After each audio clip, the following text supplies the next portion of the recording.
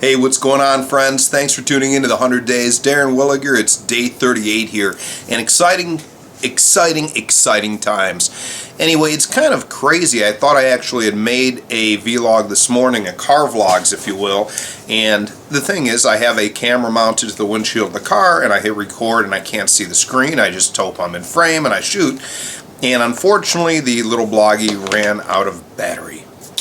So, that whole vlog doesn't exist, and the whole point of the vlog was checking in, talking about how proud I was for the accomplishment of being at the day 38 of the 100 days, reflecting back. The whole purpose of this 100-day journey is for me to work on reducing my blood pressure naturally and dropping pounds. Beginning the journey with very high blood pressure and with weight at 206, looking to get it to 186. And right now I'm hovering around 200, so I'm not losing a ton. I've been losing a little bit every day, and that's good, but most importantly, I have been reducing the blood pressure naturally. And I take a look at what I've done with my diet and with my workouts, but most importantly, I think the thing that was making a major change was supplementation. Now, I take some decent vitamins and supplements, and during the 100 days, I'm reaching to get something else too, a prop for the next moment share. And the supplements I've added recently to help reduce the blood pressure naturally. Let me show you. Some supplements I've been taking to help reduce the blood pressure naturally include the CoQ10 and ALC, along with magnesium and super krill for the omegas. So the magnesium, the arginine, and the krill oil have been instrumental. It's something I've added in just for a couple of months and noticed some incredible changes. So why would I rather pop a vitamin supplement versus a pharmaceutical medication? Well, simply, I've never heard of somebody having a heart attack from stopping taking a supplement.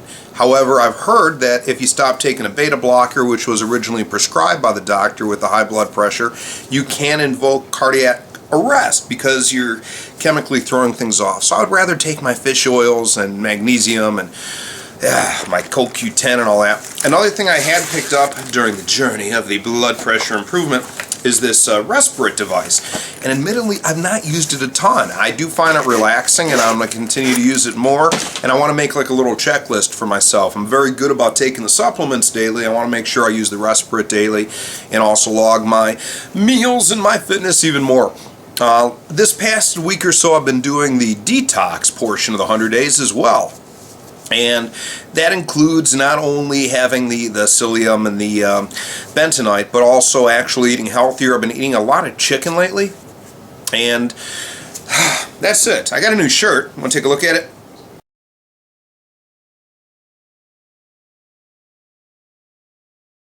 Hey, cool, huh?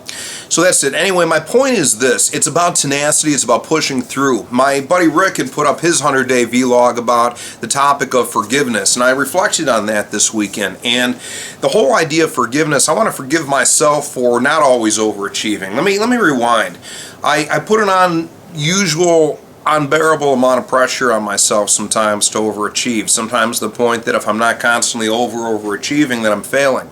And I need to forgive that component of myself, because that's the abusive, adrenaline pumping, blood pressure spiking part of my mind that isn't necessarily the most giving towards health and improving the journey.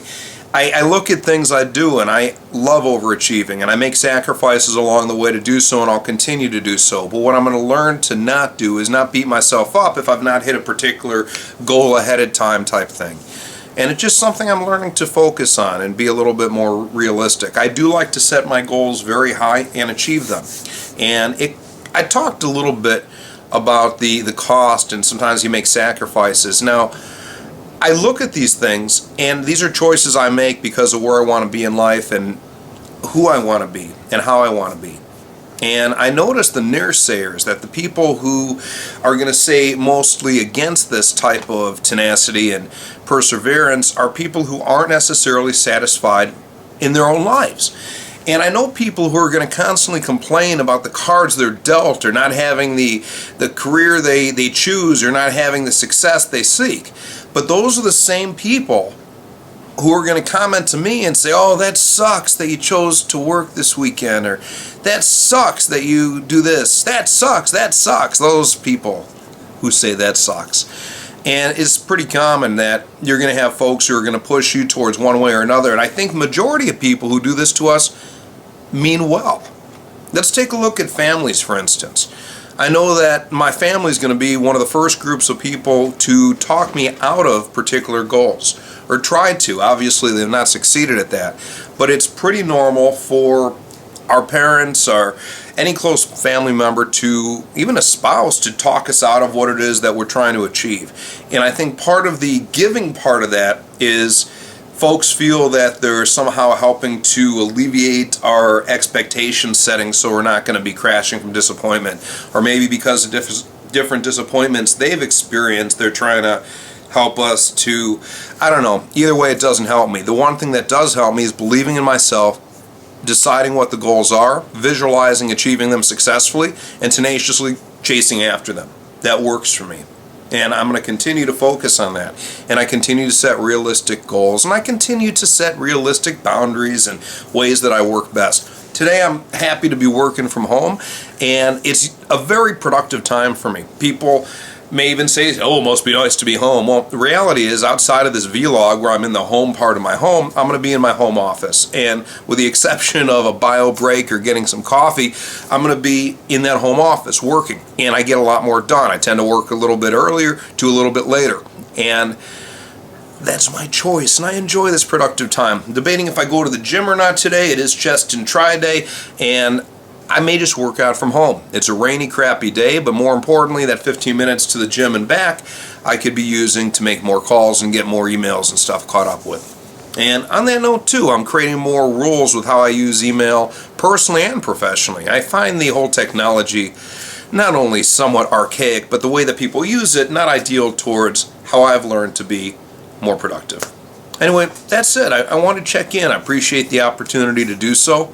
I'm real pleased to see the blood pressure beginning to get lower and lower each day. In fact, take a look at where it's at today.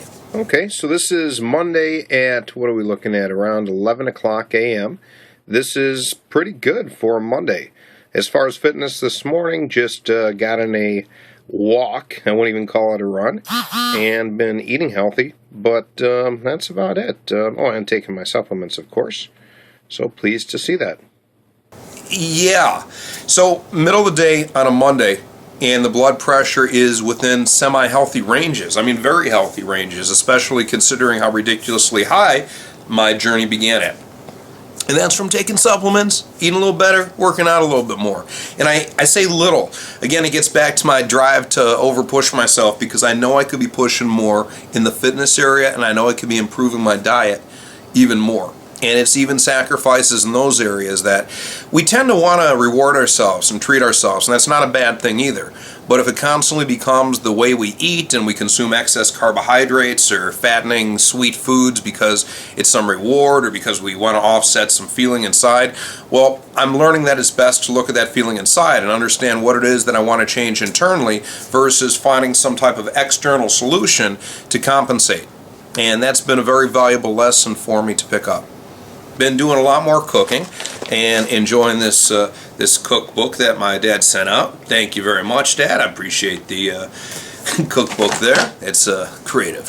So that's it. I'm feeling really good, feeling blessed, feeling lucky, feeling focused, feeling like it's time I stop kicking my ass so hard. I need to continue to push myself and be that drive internally to make some external things happen, but to not do it in such a manner. I'm pretty hard on myself.